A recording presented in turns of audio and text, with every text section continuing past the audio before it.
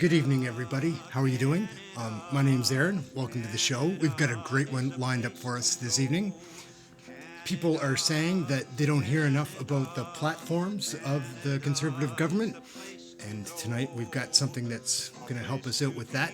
It's a piece from a debate that they had in Parliament a little ways back, and I think it's going to give you a better introduction or some background of the history and maybe the plan for the future. So we're going to jump right in and get this kicking off. Debate?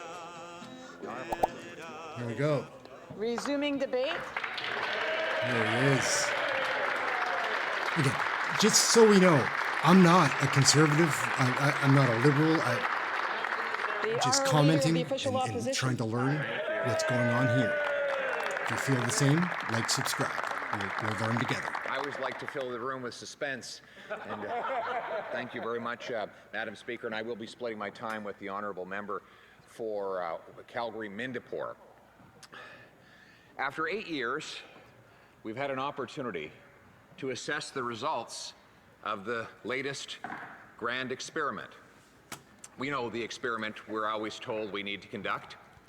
The experiment is that socialist parties come along and tell voters that life's not fair, that there's too much greed, and the solution to greed is for government to get big and powerful, take the people's money, and spread it around in a way that's fair, so everybody gets their rightful due.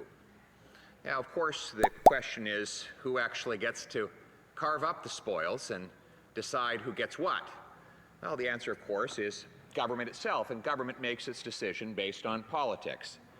Of course, politics is based on, unfortunately, influence, and those with influence tend to be those with money.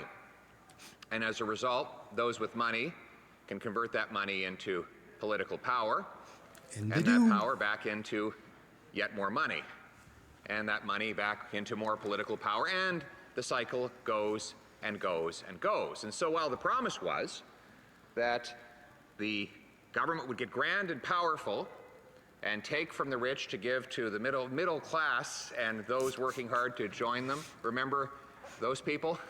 We don't hear about them very much anymore after 8 years. In fact, in practice, the game is played very differently. Let's talk about the question, the very simple question of public finance. It's getting right into it, From whom to whom? So from whom has the money come, and to whom is it going? Let's start about from whom. The money is coming from the working class people of this country who are under a siege not seen in at least 40 years. Inflation has reached a 40-year high as the cost of government has bid up the cost of living. $500 billion of inflationary deficits have increased the cost of the goods we buy and the interest we pay. So the real human impact of this highly predictable economic phenomenon is that 67% of Canadians now agree that everything feels broken in Canada. Feels broken, guys, 9 right? 10 Does it not? Young people who don't own homes say they never will. We have students now, according to media reports, living in homeless shelters while they study. We have 1.5 million people eating at a food bank in a single year, some of whom asking food bank presidents for help with suicide, with medical assistance in dying, not because they're sick, but because the poverty that they experience after 8 years of this Prime Minister is so insufferable that they would rather end their misery altogether.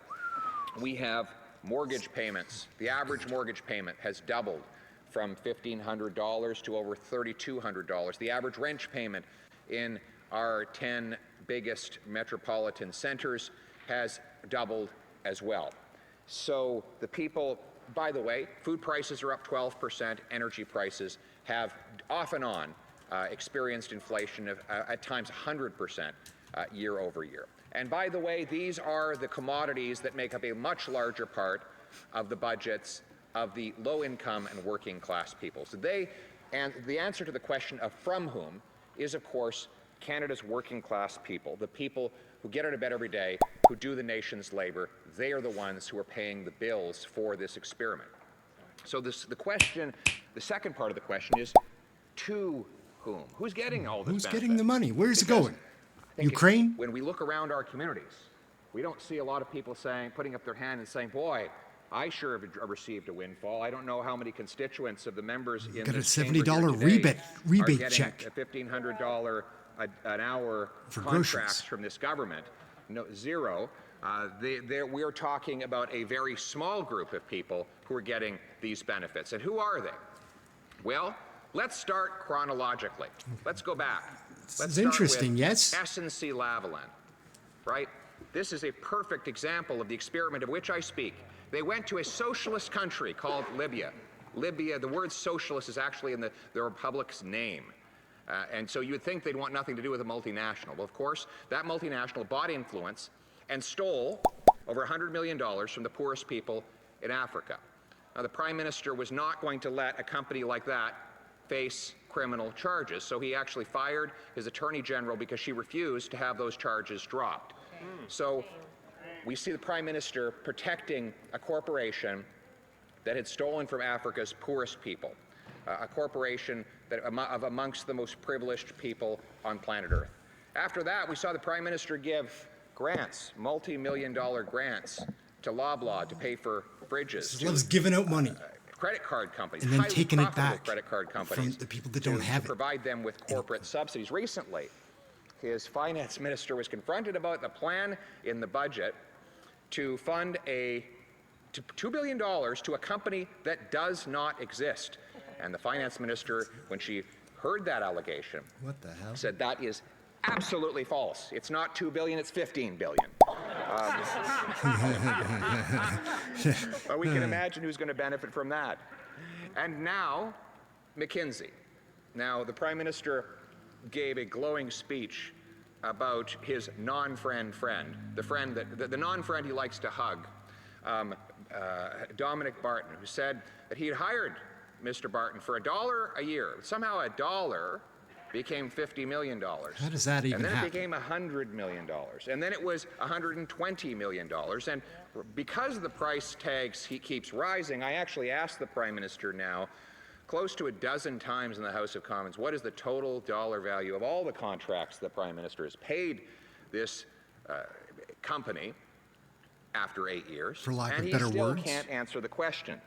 But we know that they're making a lot of money, and according to the government departments that hired them, in many cases did no work of any value. And so the public servants who could have done the job themselves say this company came in with a bunch of fancy charts and graphs and the latest MBA-isms and made off with millions, and no one can actually figure out what they did for the money. That's to whom the money is going. In fact, this government has increased the budget for high-priced consultants by nearly 100% to over $15 billion. For context, we have 15 million families in Canada. So that means each family is spending $1,000 in federal taxes for high-priced consultants.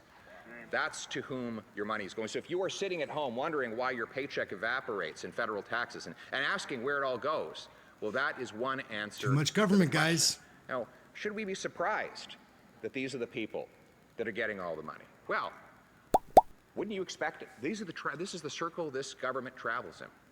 These are the friends that they hang out with at Davos. And none of my members went to Davos. That's right. We're not going to Davos. We stayed in our communities while the meeting in Davos was happening recently. We work for our people on the ground, the common people. This is the House of Commons, and the common people deserve to have a voice. It's an interesting piece, yeah? Like, subscribe. And so we learn the lesson here, that just because the state takes over the economy doesn't mean it transforms human nature. It doesn't mean that it abolishes greed. It just redirects greed. You know, as Macaulay might say, if I might paraphrase him, wherever you throw the carrion, the ravens croak as loud. Wherever you fling the honey, the buzzing flies will crowd. Wherever down river garbage floats, the greedy pike you see, and wheresoever such lord is found, such client soon will be. Macaulay referred to the flies chasing the honey. Flies don't make honey, they take honey. Bees make honey. And that's the kind of difference we have. When the government runs the economy, you get rich by taking. When you have a free market economy, you get better off by making. All right, guys, that looks like it's wrapped up. It's pretty interesting, though, yeah? So there's a little bit more of Pierre Poilievre for you. And that's it. We're going to wrap up the show. Stay tuned. We're doing an Ask Me Anything right away. My name's Ehren. Thanks for watching Question Period Canada. We'll be back tomorrow. Like, subscribe.